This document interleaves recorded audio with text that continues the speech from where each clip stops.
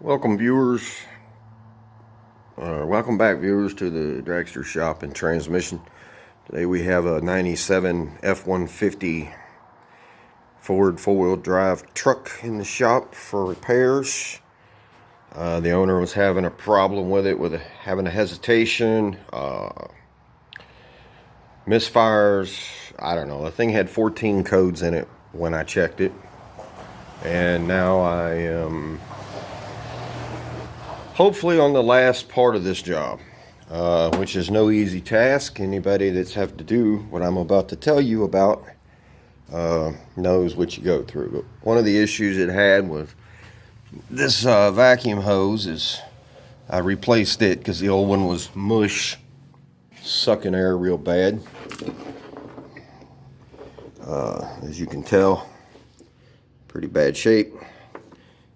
See, I just barely touched it and got that black crap all over my hands. PCV valve hose was also rotten. It was leaking some vacuum there. And then somewhere around here is another vacuum hose on the other side. This thing's got vacuum hoses everywhere. Over here, one piece of the hose was leaking. And the spark plugs out of this thing. Oh, this is the 4.2 liter V6 engine. I don't know how long this guy's had the truck. I do know that when he bought it, it had a remanufactured engine installed, I think before he bought it, if I understand him correctly. And then that engine gave up, and he had to, I'm not sure if he had bought it then. I don't know, it don't matter, but it had to have a second remanufactured engine put in it. And then it had to go back in for the upper intake plenum. I don't know, they replaced it or it was leaking or what. I don't know. But he said it's never been right since he's owned it. It's always had problems with the engine light coming on, has a hesitation, misfires and whatever. But it's always had a hesitation. So I'll get to that in a minute. I did clean the throttle body, took it off and cleaned it. That's not hard to do. Had removed the IAC valve. Well, yeah, idle air control.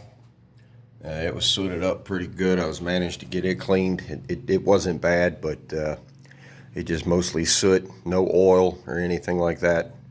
So that's a plus. That means the engine's still working pretty good. And while I had the old spark plugs out, I did a compression test on the engine. It's got good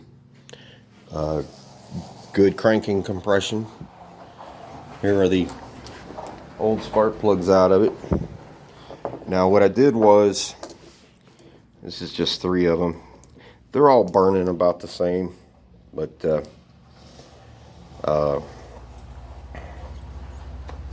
no big deal. Just needed to re-gap them. They're supposed to be gapped at 52 or 54 thousandths. That's 0.054 if you don't understand and you're gapping your own spark plugs. These were anywhere from 68 to 70 thou gap, so that contributed to the misfire, if not caused the misfire. It had multiple cylinder misfires.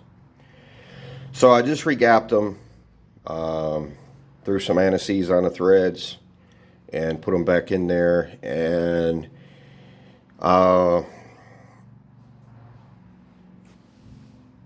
just ran better. No more misfires. It was still a little down on power, and but it also had a high idle. After I got the vacuum lines fixed and everything.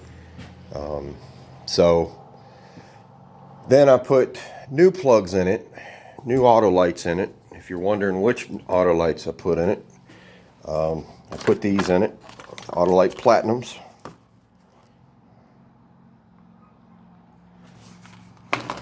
Started it, put them in there, started it up, and the thing had an extremely high idle. So at that point, I started looking to the cam synchronizer. and sensor, cam sensor, if you will. And you can see it. Well, maybe you can't see it. Hold on, it's down there. I got to take a lot of stuff off to get to it, but it's right down there. You can just see the screw, one of the sensor screws where it runs through the cap on the right of the coolant tube that's on the left.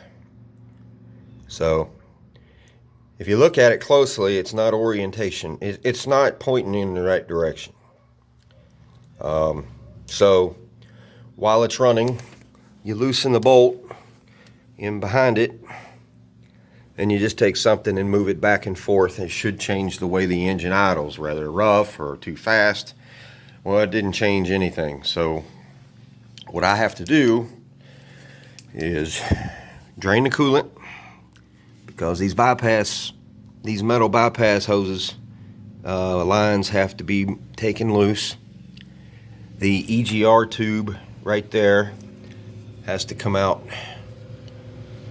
of the EGR valve, and I have to remove the EGR valve itself, because that synchronizer is kind of long, and it's most likely going to bring the oil pump drive shaft up with it. So it's going to have to come straight. As you can tell, it's at an angle, so it'll have to come straight up through here, right where my flashlight is.